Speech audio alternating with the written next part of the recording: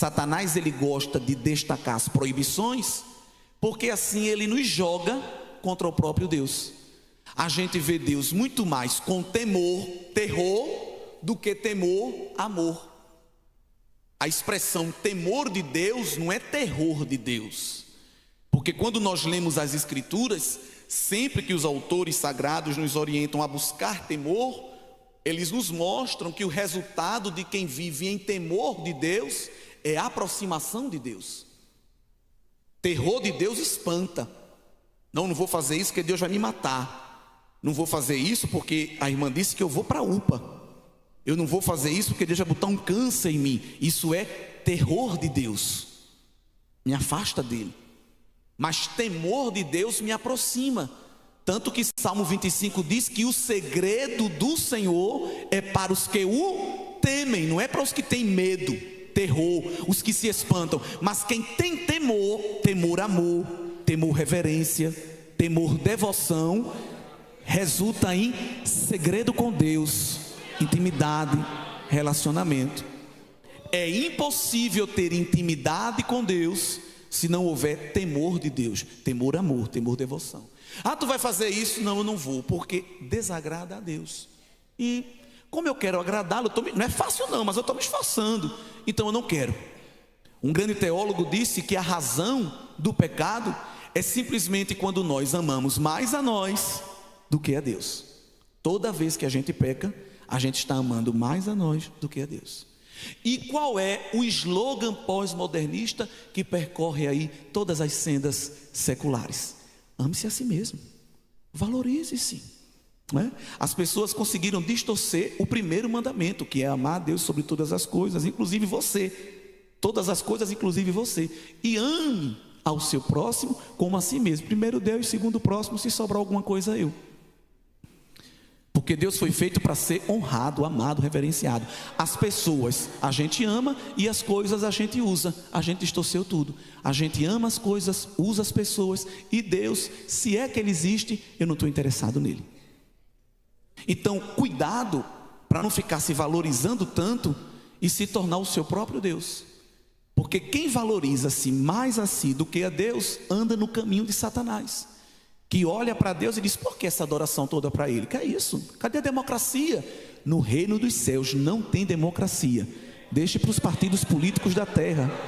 O reino de Deus é uma monarquia absoluta, onde Ele está sentado no trono, rege o dominador, e nós somos os seus súditos adoradores, que nos prostramos diante da sua presença. Louvado seja o nome do Senhor. Então é muito perigoso quando a gente encontra uma pessoa na igreja: não, mas eu me amo, eu me valorizo. Excesso de autovalorização pode terminar em pecado. Pode terminar em pecado. O evangelho do Senhor Jesus não é uma busca para a autovalorização, mas é uma busca para a autonegação. Quem quer vir após mim, aceite-se a si mesmo. Mostre esse dragão que está aí dentro. Tire esse gigante para fora. Não. Quem quiser vir após mim, negue-se a si mesmo. E quem está mandando a gente se negar, deu o exemplo, porque Ele não teve por usurpação ser Deus, antes aniquilou-se a si mesmo, tomando a forma de servo, e achado na forma de homem, foi obediente até a morte, e morte de cruz. Pelo que Deus o exaltou soberanamente e lhe deu um nome que é sobre todo nome, ao qual se dobrará todo joelho no céu, na terra e debaixo da terra, e toda língua confessará: Jesus Cristo é o Senhor, para a glória de Deus Pai. Então quem está mandando fez primeiro. Então nós temos que entender que o caminho do evangelho é um caminho, evidentemente, de possibilidades que andam ao lado de algumas proibições. Mas o que nós devemos destacar são as possibilidades. E como Jesus está fazendo aqui no João 17 uma lista de pedidos para Deus, Ele também está fazendo aqui uma lista de estoque do que Ele dá para os crentes. Tem um pacote de bênção de Jesus para nós aqui em João 17. Se a gente for fazer uma exegese mesmo, uma hermenêutica, que ficar vários meses só estudando aqui, a gente vai encontrar muito mais possibilidades do que proibições. E quem está falando aqui é Jesus, não é nem Paulo, Pedro ou João, é o próprio Cristo. Aqui tem muito mais lista de coisas que a santidade me dá do que coisas que a santidade me tira. Eu só vou destacar algumas, porque você já sabe, eu só estou relembrando. Primeira coisa que Jesus dá para a gente, versículo 2, ele disse que recebeu poder para nos dar a vida eterna. A primeira coisa que Jesus tem para dar. Jesus não veio para realizar o sonho da casa própria, porque a Caixa Econômica faz isso. Jesus não veio trazer para você a pessoa amada. Lá tem uma mulher que faz isso, lá no meu estado tem o nome dela nos muros, você paga uma quantia e ela traz a pessoa amada. Mas a mesma que dá, depois tira. E vocês estão entendendo o que eu estou falando. Mas Jesus não veio para isso, não veio lhe dar uma carreira, um cargo no concurso público. Isso aí você corra atrás e busque com as habilidades que ele já lhe deu. Se ele não nos der mais nada, versículo 2 já é suficiente para a gente sobreviver aqui e por fim na eternidade, não é? Segunda coisa que Jesus deu, que a gente gosta muito, verso 8: porque lhes dei as palavras que me deste. Como foi que Jesus venceu Satanás? Mateus 4, palavra. Quando Satanás disse: rapaz, tão fraquinho, tá tão tristinho, ninguém veio te ajudar, tu não é filho de Deus, transforma pão em pedra. Ele disse: chegasse atrasado, Satanás, porque tu estás olhando para o meu corpo, esqueceste de ver a alma. E quem disse que eu estou com fome? A minha alma está cheia da palavra do Pai. E quando a alma está boa, o corpo é obrigado a caminhar com ela. Louvado seja o nome do Senhor. Palavra. E a palavra de Deus é suficiente. Então a gente já tem vida e a gente tem a palavra. Esta palavra que é pão, que é fogo, que é água, que é martelo, que é espada, que é mel, é suficiente. Mas não para por aí. Tem outra coisa que ele deu para a gente que só ele tem, é a verdadeira. Versículo 13, ele diz ao Pai: olha, Pai, eu estou orando aqui para que eles tenham a minha alegria completa. Porque a dele é completa, porque não depende de um drink, não depende de um trago, não depende de trilha sonora, não depende de paisagem, glória, não depende de batuque, não depende de chocalho, não depende de carteira cheia, de conta gorda. A alegria dele é perene, é perpétua, não tem data de validade, glória a Deus. Aí fora alguém precisa montar o cenário para ter alegria e ainda assim não conquista. No cristianismo não. Qual foi a trilha sonora da cela lá de Filipos? Qual era o jogo de luz que tinha lá? Qual era o frigobar que tinha na cela do cárcere em Filipe, que Paulo e Silas foi colocado? Nem luz tinha, nem circulação tinha. Levaram tudo. Tiveram que deixar relógio, carteira, levaram até pedaço das costas. E se fosse esses crentes de hoje em dia, é muito difícil, queria adorar, mas não estamos nas condições normais de temperatura e pressão. Vamos esperar a poeira baixar e a gente volta a adorar. Não, um olhou para o outro. Olha, quem tem alegria completa não depende das condições. Aleluia. Não depende do contexto geopolítico. Glória. Vamos adorar, Paulo, vamos adorar, Silas. E no meio de adoração teve terremoto, teve efeito sobrenatural, teve milagre, teve salvação. Alegria completa. Se a sua alegria depende de uma barra de chocolate, de um pote de açaí, de uma série da Netflix, acabou minha série, meu Deus, como é que eu vou viver agora? Eu acho bom que acabou, para você descobrir onde está a fonte da verdadeira alegria. Ainda mais aquelas séries que acabam o contrato e a história não termina. Eu amo, porque a verdadeira história que você tem que saber, ela não está inacabada. Glória a Deus. Verdadeira alegria. Ah, porque eu queria tanto aquilo. Não, eu preciso tanto daquela chapinha, eu preciso daquele carro, eu preciso daquela camisa. Não precisa, porque se precisasse, ele já tinha provido. Ele disse: olha, o que haver de comer, de beber e de vestir é responsabilidade minha. Faça só a minha obra, que eu cuido de vocês. Em relação a isso, não porque eu preciso, irmão. Você não precisa. Se você precisar, ele vai trazer. Glória. Fica tranquilo. Aleluia. Mas o que a gente precisa, ele dá: vida eterna, nos dá a palavra, nos dá alegria. Já tá bom ou não? Mas ainda dá mais. E não tem ninguém aqui que merece, a começar de mim. Mas ele está dando. Vamos ver mais uma coisa que ele dá, irmão, e só ele pode dar.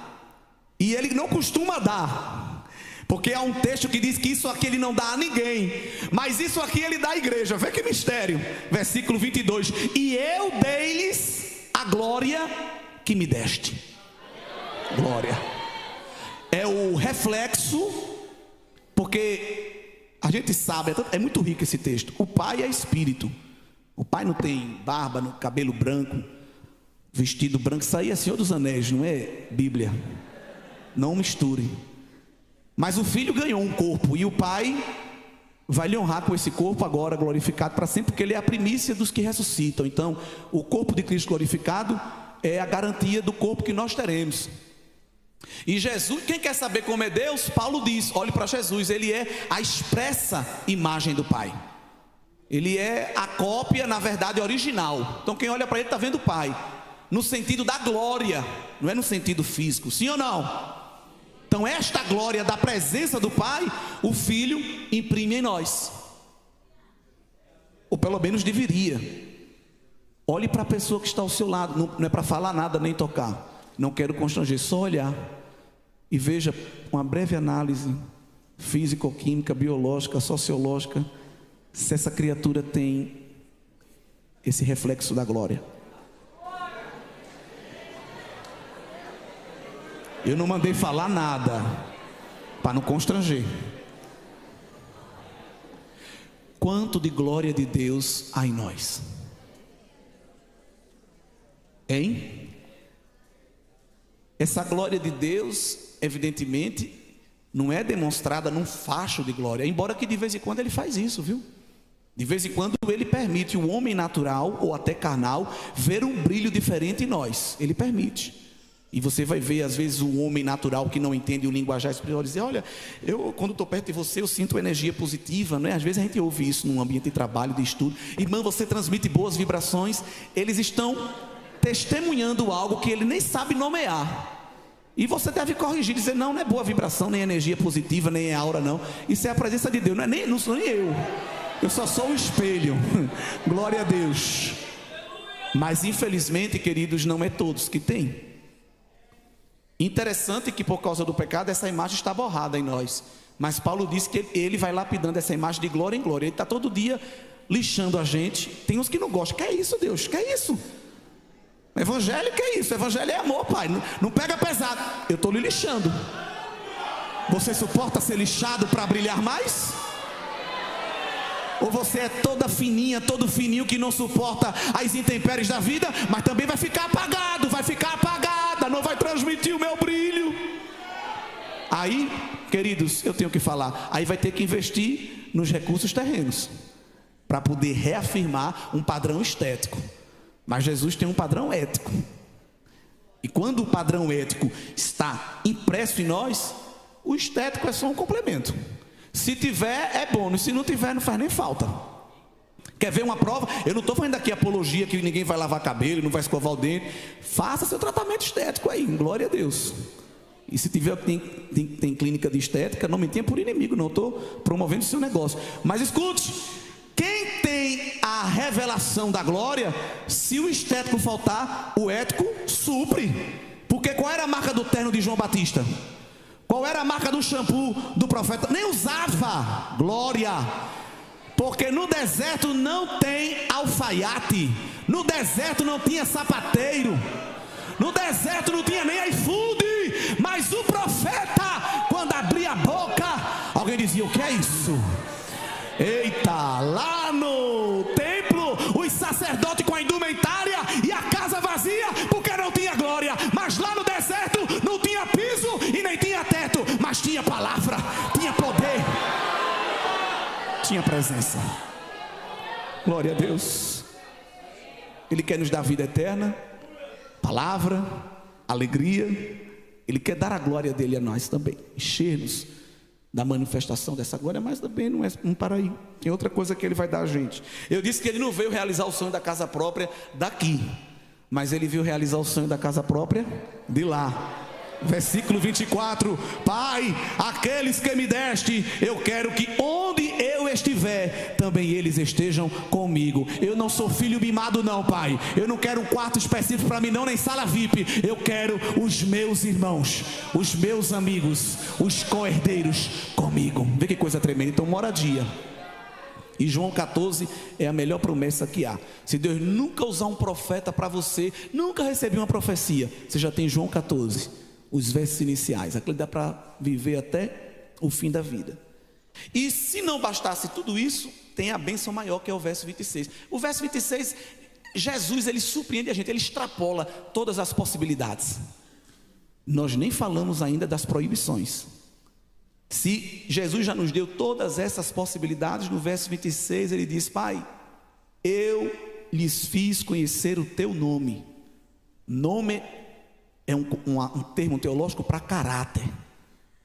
Então o filho está dizendo: Pai, quem se aproxima de nós conhece o teu caráter, a tua personalidade, conhece quem tu é. Não para por aí. E eu faço ele conhecer mais, porque o desejo de Deus é se tornar cada vez mais conhecido.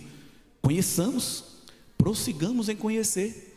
Ele disse ao profeta Oséias, ele disse a Amós: buscai-me e vivei. E conhecer, tanto no hebraico como no grego, é um termo teológico que não é conhecer cognitivamente.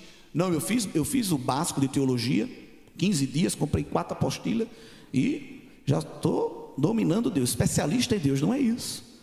Não tem enciclopédia que seja exaustiva de conhecimento de Deus. Você pode fazer aí o estudo que for, vai ficar igual Paulo lá em Romanos 11. Rapaz, o oceano não é fundo não, é profundo. Eu estou nadando aqui, a profundidade das riquezas do conhecimento é muita coisa. Olha, Paulo não era um semi-analfabeto, Paulo era o erudito dos eruditos de Israel. Mas quando começou a estudar a revelação, disse: rapaz, o negócio é grande, é profundo. Olha, porque se Paulo fosse uma pessoa que estava saindo do discipulado, qualquer aula introdutória, os prolegômenos da teologia sistemática, ele ia ficar: meu Deus. Mas Paulo era substituto de Gamaliel, tirava as escalas de Gamaliel. Não vai poder dar aula não, eu dou no lugar dele. E quando começou a estudar as grandezas de Deus, ficou boquiaberto e disse: rapaz, ele é grande mesmo, tudo é dele, tudo é por ele e tudo é para ele. Glória pois a ele agora e eternamente, amém, aleluia. Então o desejo de Deus é que a gente se relacione, tenha intimidade. E Jesus extrapola: Pai, eu quero também que o amor que tu tens me amado esteja neles. Então eu quero que eles conheçam o teu caráter, eu quero que eles se relacionem contigo, eu quero que eles tenham o teu amor. Olha, não falta mais nada, vamos encerrar isso aqui. Eu quero também, Pai, me dar a mim, a eles. Ele encerra João 17, 26. E eu neles esteja. Mas ele só está em quem primeiro se esvazia de si. Quanto mais de você tiver, menos de Deus estará aí. Porque Deus não entra numa casa para ser visitante. Aliás, Deus não quer ser só residente da casa, Ele quer ser presidente da casa, dono, proprietário. O Espírito Santo não vai ficar no quarto de hóspede e você diz: olha, fique à vontade, abra a geladeira, mas o hóspede não fica, porque ele é hóspede. Não, ele chega dizendo: não, eu é que vou dizer a você a hora que você vai comer, vai dormir, vai acordar, com quem você vai conversar. Eu vou dizer quem são suas amizades, os seus caminhos, os seus projetos, a sua vontade. Eu vou tornar a minha vontade a sua. Isso é evangelho. E quando o Espírito Santo chega, ele leva a sério essa coisa de residência, de presidência. Aí você diz que tem o Espírito Santo na sua vida, e se ele está aí dentro mesmo, quando você vai tomar certas decisões, ele está lá dentro. Não, isso aí eu não quero não. E Tom e Jerry botavam um demônio e um anjo, e as crianças cresceram assistindo e vendo aquilo e pensando que nós temos um anjo e um demônio, mas não está lá fora não, está dentro. E nem é anjo nem é demônio, é o ser de Deus e a nossa carne. Precisa nem ter anjo nem demônio. É uma luta constante entre o meu ser e o ser de Deus. O meu ser e o ser de Deus. É por isso que Paulo disse: olha, é melhor destruir logo o meu ser, porque eu só tenho a ganhar. Gálatas 2 e verso 18. Paulo fala uma das declarações mais tremendas do cristianismo: já estou crucificado com Cristo, e não vivo mais eu, Cristo vive em mim. Paulo não disse assim, eu sou um defunto, não. Ele disse, olha, eu vivo, mas a vida que agora eu vivo na carne, eu vivo na fé do Filho de Deus. Eu não tenho mais vontade, eu não tenho mais desejos próprios. Ele é que me comanda, Ele é que ordena, Ele é que coordena, porque Ele me amou e Ele se entregou a si mesmo por mim. Então o sangue dele foi a moeda com a qual Ele me comprou, me adquiriu. Então eu não posso mais pegar um batom e pintar na minha barriga meu corpo, minhas regras. Que corpo? Teu? Deixou de ser lá na cruz. Interessante que Paulo parece que estava pregando para as feministas do dia de hoje. Porque Paulo, como era muito inteligente, às vezes usava um tom irônico nas suas cartas. E ele está falando para um grupo de adultos: meus irmãos, vocês não estão sabendo não da novidade? Que novidade, apóstolo? Que o corpo de vocês não é de vocês, não. Oxe, não é não, é não. Apaga esse batom aí da barriga, bote uma roupa direito, e a bandeira que tu tem agora não é essa não. Lá na cruz fostes comprados por bom preço. Glorificai a Deus no vosso corpo. Eu glorifico a Deus no espírito, irmão, porque Deus é espírito. Não, tem que glorificar no corpo. Viu? Porque se Deus não quisesse o corpo, a gente era só alma aqui essa noite, só alma. Cadê as almas? Vieram, não dá para saber, que não dá para ver. Dá um glória aí, alma. Ia ficar assim, ó, o culto de almas penadas. Deus não quer só alma não. Paulo, escrevendo aos Tessalonicenses, disse: e o Deus de paz vos conserve plenamente irrepreensíveis todo vosso corpo, alma e espírito, até a volta dele. Ele vai vir buscar espírito, alma e corpo, porque é dele. A sua voz é dele, seu intelecto é dele. Essa força que você malha na academia é todinha dele. Você tem que usar para ele. Todo conhecimento que você coloca nos seus neurônios é para ele. Porque eu estudei, porque eu fiz, porque eu tenho 15 idiomas, eu tenho 9 pós-graduação, eu tenho 120 MBA. Pronto, está glorificando a Deus? Se não está, considere como esterco. Porque a sua vida deve ser canalizada para refletir a glória de quem? De Deus. E aí, quando nós vamos entender que o caminho da santidade é um caminho de possibilidades, aí fica melhor viver. Porque quando o diabo disse assim: eita, tu não pode fazer sexo antes do casamento. Disse, rapaz, mas o que eu ganho por tomar essa decisão é uma alegria indizível, não é um prazer momentâneo. Quando o diabo diz: eita, rapaz, você não pode tomar uma bebida disso ou daquilo. Não, eu estou satisfeito. Eu estou bebendo das águas cristalinas do Ribeiro do Espírito. Isso aí, meu amigo, tem garrafa de uísque que dê conta. E aí a gente observa como muda o ângulo. A gente não vai ficar mais olhando para a proibição, salivando. Eita Deus. Não. Aquilo nem faz cosquinha mais. E de maneira profética eu digo aqui, como um servo de Deus, que certas tentações que lhe oprimem, você honrando a Deus, resistindo, vai chegar a um nível que isso nem vai mais lhe tentar. Porque isso é uma promessa de Deus: resistir ao diabo e ele fugirá de vós. Você crê, irmão, que o diabo fica cansado de tentar certos crentes? Sabia disso? Ele não perde tempo, porque primeiro ele não é onipresente. Então ele tem uma organização que ele faz uma escala, não sei como é, que eu não sou especialista em demônio, mas ele faz uma escala para tentar, ele manda os seus representantes. Mas o apóstolo disse, toda vez que ele ia, ele disser não, sabe, não posso perder tempo mais não. Essa criatura aqui está resistente, está convicta, e não adianta não. Coração cheio do Espírito Santo, pode bater quem quiser na porta, você nem olha no olho mágico, porque quem era para estar lá dentro já chegou, é o Espírito Santo. Então não interessa quem está lá fora. Agora, se a casa está vazia, qualquer batida na porta, qualquer tocada de telefone, quem é? E aí onde mora o perigo. Queridos irmãos, santidade é isso, é desfrutar das possibilidades, embora que isso exija responsabilidades. O apóstolo João mostra que o nosso relacionamento com o mundo é um relacionamento hostil, e Jesus reconhece muito bem isso. E aqui na oração sacerdotal, em relação ao mundo, ele vai também nos dizer algumas verdades. Primeiro, no verso 6, é nos dito que o Senhor, ele nos tomou para si e nos separou do mundo. Esse é o significado, né, etimológico, teológico para a palavra santidade, é separação.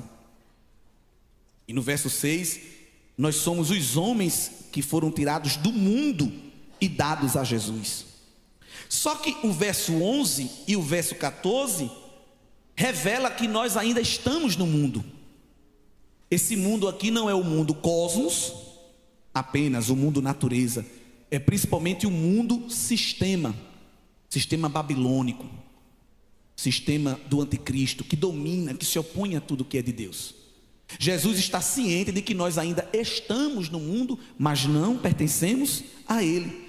Qual é o efeito disso? Verso 14: somos desprezados e odiados do mundo sistema.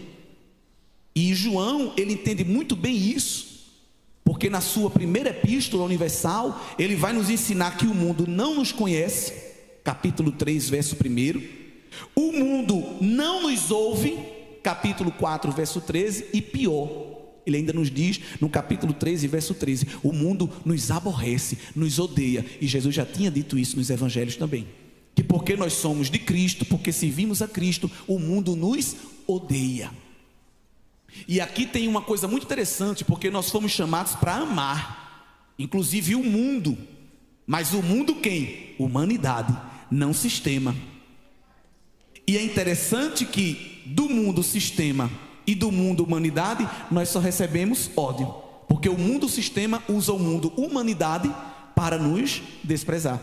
Só que o Pai quer que nós demonstremos o amor dele para com o mundo humanidade e a rejeição dele para com o mundo sistema. Só que tem crente que inverte. Tem crente que parece que dá uma de doido, de não tem que amar, irmão. Tem que amar. Só que ele ama tanto o mundo. E aí João diz: quem ama o mundo, o amor do Pai não está nele. Aí é bronca. Aí é bronca, irmão. Entendeu? Então nós temos que entender que este amor é o amor de salvação, porque também Deus amou o mundo. É o texto áureo da Bíblia. Só que qual foi o mundo ali que Deus amou? O mundo, humanidade. E amou como? Para ser amigo, meu best, papai te entende. Você só faz o que eu não gosto, só faz o que não presta, mas papai te ama, porque a minha graça é maior do que tudo isso. Não. Papai não fica passando a mão dizendo que ama, não. Papai está olhando e dizendo: você vai para a condenação eterna. Se você continuar assim, você está destinado para o caminho das suas escolhas, que é o caminho de morte. Agora eu lhe amo. Estou lhe dando meu filho, se arrependa, dê ouvido ao meu evangelho. Então o amor de Deus é amor para salvação. Agora quem recebe o amor salvífico, aí vai desfrutar do amor intimidade, amor relacionamento, amor segredo de Deus, revelação de Deus. Só que o mundo inverte, o mundo quer o amor, revelação, intimidade, porque o camarada não sabe o que é a vontade de Deus, não obedece à vontade de Deus, não aparece numa igreja, não lê a Bíblia, não faz nada, mas não, Deus é meu pai, sou filho dele. Coloca-se no patamar que nem Deus reconhece. Menino, não sabia nem que era tudo isso. Mas para desfrutar do amor relacionamento, primeiro temos que passar pelo amor salvífico. E é interessante que Jesus entende que esse amor, ele se desenvolve na esfera mundo. E aí ele faz uma oração tremenda para o Pai, porque ele diz assim: Pai, eu não estou pedindo para que o Senhor tire eles do mundo, mas que o Senhor os livre do mundo. Porque Jesus não criou uma caverna ou um bunker subterrâneo e disse: olha, quem for me aceitando, vá se escondendo aqui, porque aí fora está muito perigoso, e fique só aguardando o toque da trombeta. Não. Ele disse: eu não posso pegar a lâmpada e botar debaixo da mesa. Eu não vou pegar o sal e deixar ele lá só na prateleira, não. Eu quero misturar vocês aí. Só que eu quero misturar vocês com o mundo para vocês transformarem o mundo e não serem por ele transformados. E aí é outro perigo, porque tem pessoas que também tomam os dois caminhos distintos. Os legalistas dizem: não sou do mundo, não posso nada do mundo. Eu não vou estudar, que eu vou me corromper, não posso estar na faculdade, que a faculdade tem muita ideologia, senão eu vou ficar mesmo. É melhor ficar aqui, olha, chamando Jesus de Jesus, mas ir para o céu. Calma, Jesus não disse nada disso. Não vou trabalhar, vou viver da obra, Pai, na dependência, porque se eu entrar ali para trabalhar como balconista, eu posso me desviar. Misericórdia, é melhor ficar aqui. Não, irmão, calma. Jesus ainda não levou a gente, não. Ele quer a gente aqui para fazer a diferença. Nós não somos espiões secretos do céu, nós somos embaixador. E embaixador está lá no território. Pedro disse que nós somos peregrinos em terra estranha. Estamos de passagem, mas estamos passando, não é? Então não pode ficar escondido, criar uma colônia de férias, uma sala de espera, e fica todo mundo aqui, nessa sala VIP, enquanto o mundo aí se acaba. Não, Jesus disse: Pai, não peço, verso 15, que os tires do mundo, mas que os livre do mal. Eu preciso, Pai, que eles sejam blindados do mal, para que possam vencer o mundo. E como é que a gente vence o mundo? Mundo sistema, corinho de fogo, rajada de glória, sapatear na brasa. Não, a gente vence o mundo. João ensina: todo que é nascido de Deus vence o mundo. Então a vitória não está em nós. A vitória que vence o mundo é a nossa fé, a fé salvífica, a fé no Filho de Deus. Então quem toma Cristo como Senhor e Salvador vence o mundo sistema. E como é que o mundo sistema labuta para derrubar todos nós, pastor, bispo, arcebispo, membro da igreja, novo convertido, o que for? O mundo usa 3 elementos terríveis, e todos nós que estamos aqui essa noite somos tentados, pelo menos em uma dessas áreas. Primeira epístola de João, capítulo 2, versículo de número 16. Dá para a gente ler todo mundo na sua voz, já que tem telão? Está na NVI aí, ó, melhor ainda. Vamos ler como está no telão, todos juntos? Pois tudo que há no mundo, o desejo da carne, o desejo dos olhos e a arrogância da vida, não provém do Pai, mas do mundo. Trocando em miúdos, carne, busca desenfreada pelo poder ou apego ao que é material. Trocando em miúdos, poder, dinheiro e relações sexuais ilícitas.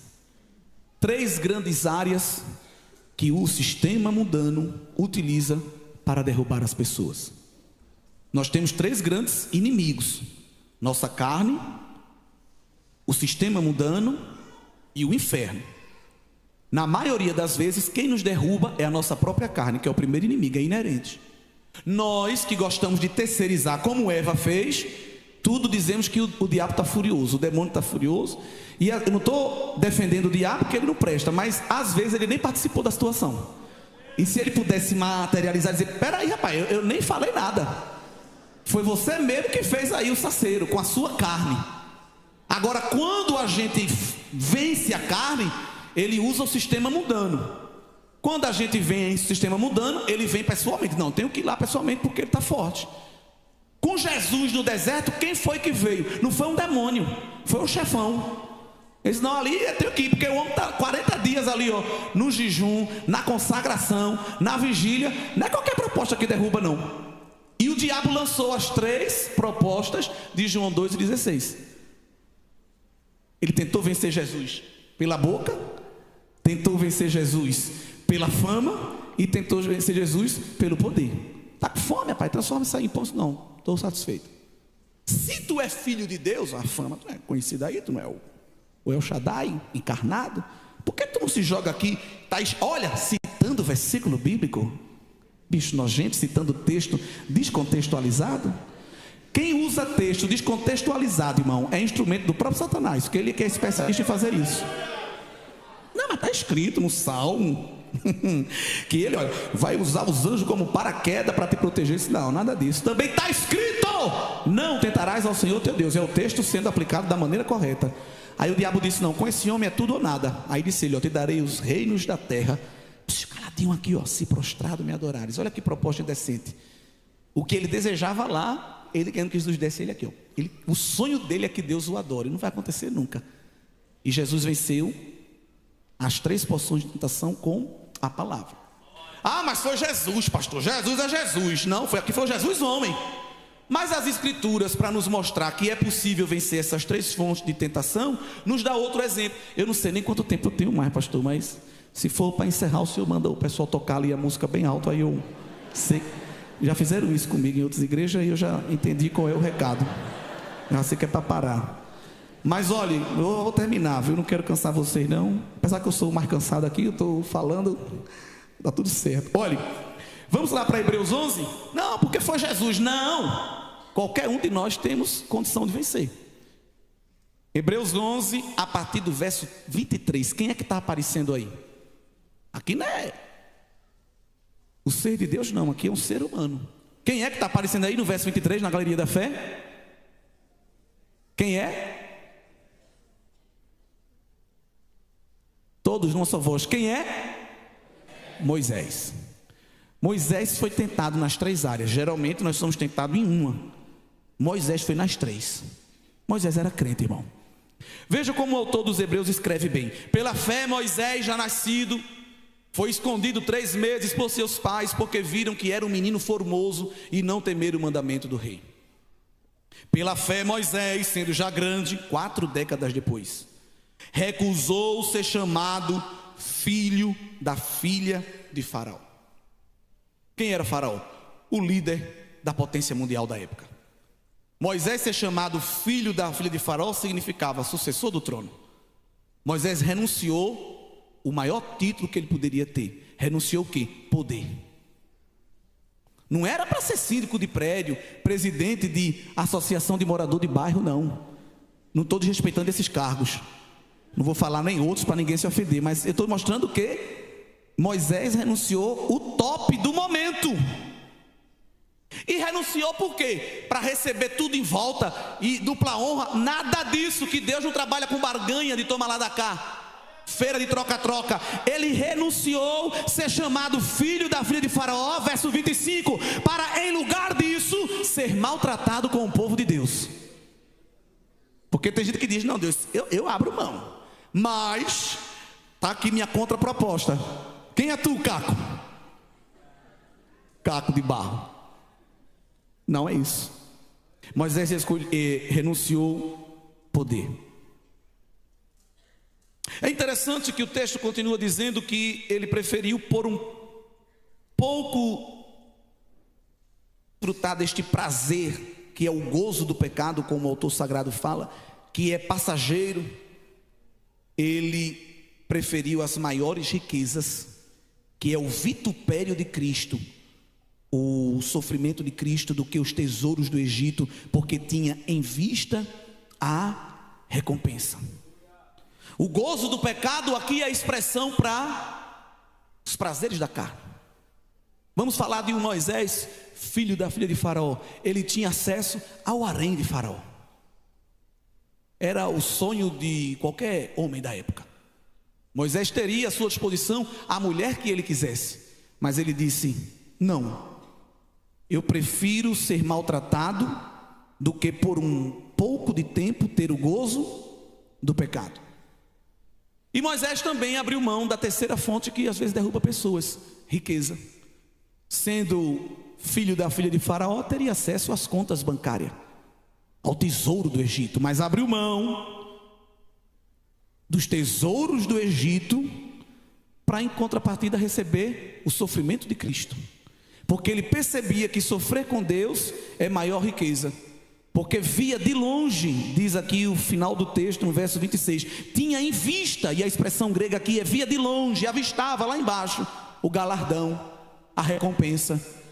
Porque se nós esperamos as coisas de Deus para aqui e para o agora, somos os mais miseráveis dos homens. Mas a nossa bendita esperança, ela nos joga lá para frente, Alguém está chorando porque algo lhe subtraiu aqui, mas nós estamos nos alegrando porque algo está sendo adicionado lá na eternidade. Não ajunta tesouro aqui, porque ladrão rouba, a ferrugem corrói, a traça consome, mas lá não sofre com o câmbio, não sofre com a inflação, porque são riquezas eternas que o Senhor tem reservado para nós. Onde está o teu coração, aí estará o teu tesouro. Não, irmão, mas o senhor não sabe, eu não vivo sem esse sapato. Eu não vivo sem essa chapinha, irmão. Eu não vivo sem esse pet. E aí você vai vendo a lista, hoje aparece de tudo. Eu não vivo sem esse papagaio, eu não vivo sem esse videogame, irmão. É como se fosse a salvação dele.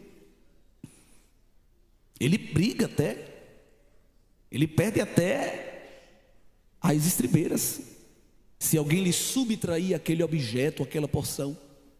Mas quando o nosso coração está totalmente preenchido pelo ser de Deus, todo o resto é resto. Porque quem já tem a alegria, as palavras, a vida eterna, a morada, conhece o caráter de Deus e desfruta da glória, o resto é resto. Está chorando por causa de migalhas, se ele já te deu o pão? Está chorando por causa de refrescos, se ele já abriu as fontes cristalinas para descedentar a tua alma? Está chorando porque alguém disse: eu não gosto de você, se todo dia ele te chama de bem-aventurado? Está chorando porque se você tem o Deus, a gente canta direto, mas é dobrar a esquina, ela não gosta de mim, eu soube que falou mal de mim, eu botei uma foto, não deu like, me deu um dislike, por quê, Deus? Meu filho, vai aprender com os profetas que sofreram antes de vós. Deixa de chorumela, deixa de mimimi, pega a tua cruz e carrega, porque se permaneceres firme, no final trocarás ela por uma coroa. Louvado seja o nome do Senhor Jesus. Nesta noite, o Senhor está nos relembrando listas de possibilidades, porque Ele quer, queridos, no meio desta grande multidão, eu não conheço vocês, estou vendo pela primeira vez, mas o Espírito Santo, que é o dono da igreja, Ele conhece. Há níveis de intimidade ainda muito superficiais aqui, em alguns corações, e Ele quer aumentar esse nível. Você está vivendo uma experiência terceirizada, você está vivendo com Deus a partir da experiência de alguém, mas Deus quer ter a experiência própria entre Ele e você, você e Ele. Ele vai deixar de ser o Deus dos teus pais para ser o teu próprio Deus, porque Ele era assim. Ele conversava com Abraão: Abraão, o mistério é contigo, a providência é contigo, eu vou te envolver no meu manto. Quando Isaac nascia: Isaac, eu sou o Deus do teu pai e também sou o teu Deus. Quando Jacó nascia: é o Deus de meu pai. Não, eu fui o Deus de Abraão, fui o Deus de Isaac e também sou o teu Deus, Jacó. 400 anos depois, Moisés, no ciclo de oração no Sinai, ele desceu e disse: eu sou o Deus de Abraão, o Deus de Isaac, o Deus de Jacó, mas também quero ser o teu Deus, quero ter intimidade contigo, quero me revelar. Qual foi a última vez que ouvisse a voz de Deus diretamente? Qual foi a última vez que sentisse a presença de Deus verdadeiramente na tua vida? Frequentas cultos, frequentas programações, mas o Senhor, Ele quer frequentar é o teu coração, Ele quer frequentar a tua alma. Aleluia! Há uma novidade de Deus para nós aqui esta noite. Quem renuncia os prazeres do aqui e do agora, começa a desfrutar das delícias da eternidade. Já agora, já tem a amostra grátis de Deus. Aleluia! Há prazeres guardados para a igreja no dia final, mas o filho é tão generoso que pediu ao pai autorização: deixa eu ficar dando uma amostra grátis, deixa eu pingar lá uma gotinha neles todo dia. As bênçãos estão guardadas para o porvir, mas ele pediu ao pai: vamos mandar o Espírito, pelo menos o Espírito Santo, deixa ele ficar lá com eles, como penhor, como garantia, como selo de que há algo melhor, de que há algo maior. Quando você sente essa presença, quando você sente essa alegria, é o Senhor dizendo: fica firme, renuncia, abre mão, porque o que eu tenho preparado para ti é muito maior, é muito melhor, é eterno.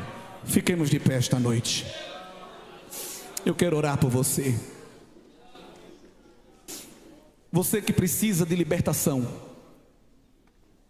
Você que precisa se desprender de algo, é noite de libertação de Deus aqui.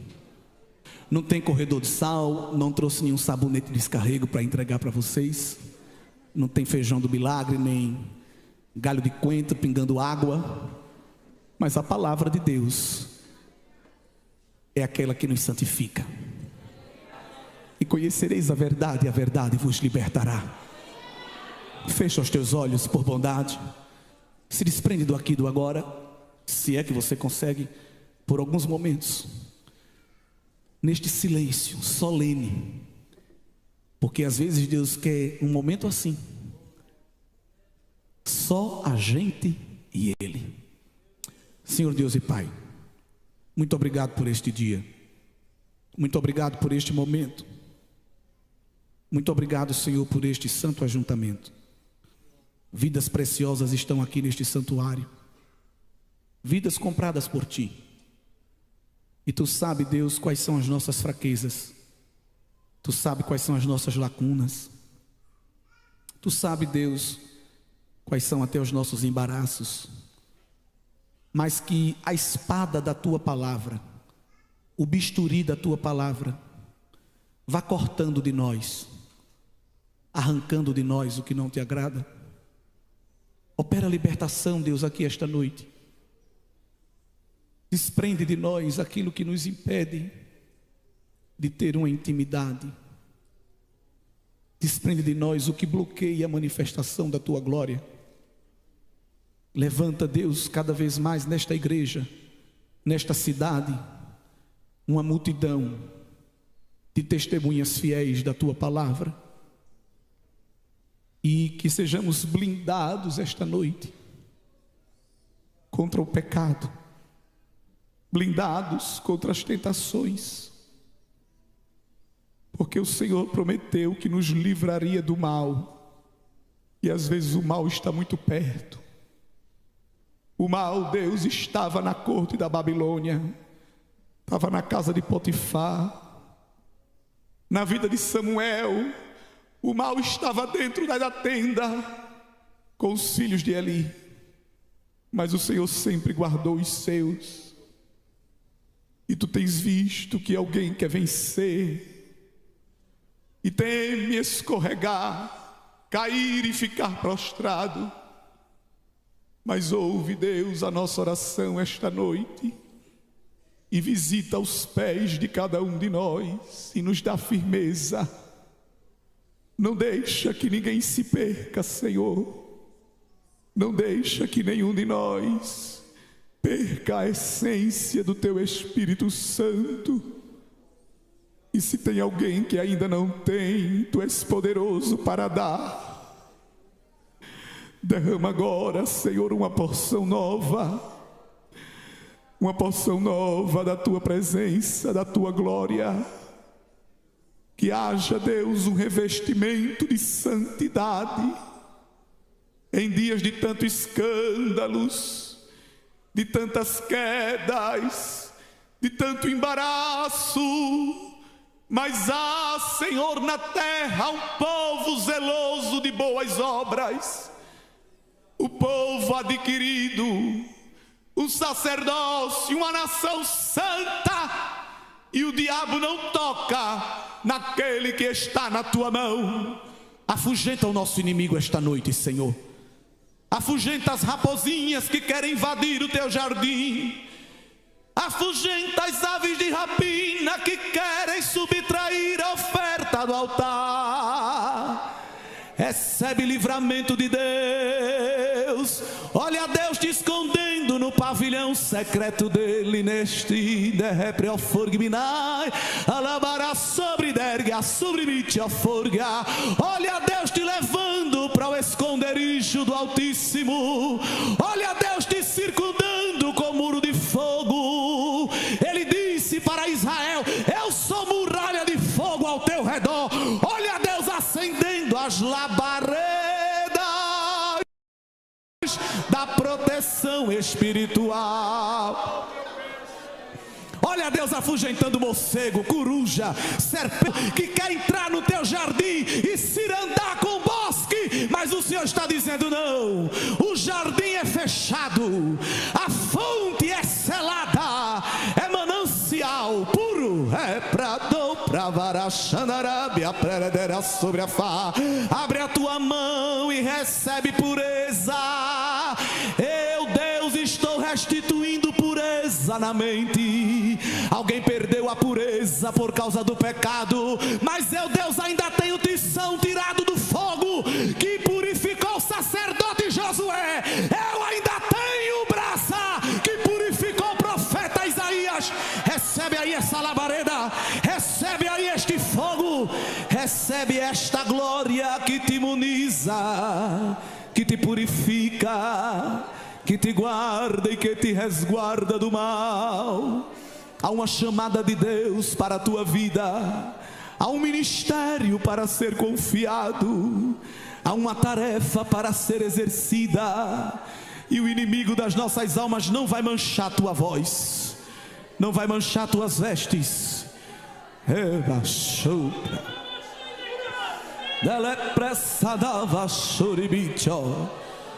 Havia um peso de acusação sobre ti, mas o Senhor está te lavando e te devolvendo a manifestação da glória. Abre a tua boca, Ele coloca na tua boca um mistério novo, como prova de que se compraz de ti, de que te perdoa, de que te ama. Olha a Deus fazendo fluir da tua boca um mistério novo. Recebe, recebe, porque aqui é o lugar de receber. Estamos no altar de Deus, na casa de Deus, na fonte da bênção. Água barrenta, o ribeiro de Deus está levando embora. Poeira, cinza, o vento do Espírito está soprando agora. Aleluia, aleluia. Abre a tua boca, abre a tua boca e recebe uma unção nova que só o Senhor te dá. Unção para testemunhar, para profetizar, para cantar. Ai, quando tu cantar eu vou tomar a minha igreja na minha glória. Ai, é muita técnica e pouca unção, mas eu estou invertendo hoje. Estou te dando uma unção inigualável, glória. Unção para derrubar muralha, unção para confundir midianita, unção para impactar o mundo. Glória ao nome de Jesus. Melhorarei a qualidade do teu culto, assim diz o Senhor. Visita-nos, Pai, visita-nos, mostra-nos as possibilidades da tua presença. Aleluia, aleluia. Fica conosco, Senhor, em nome de Jesus.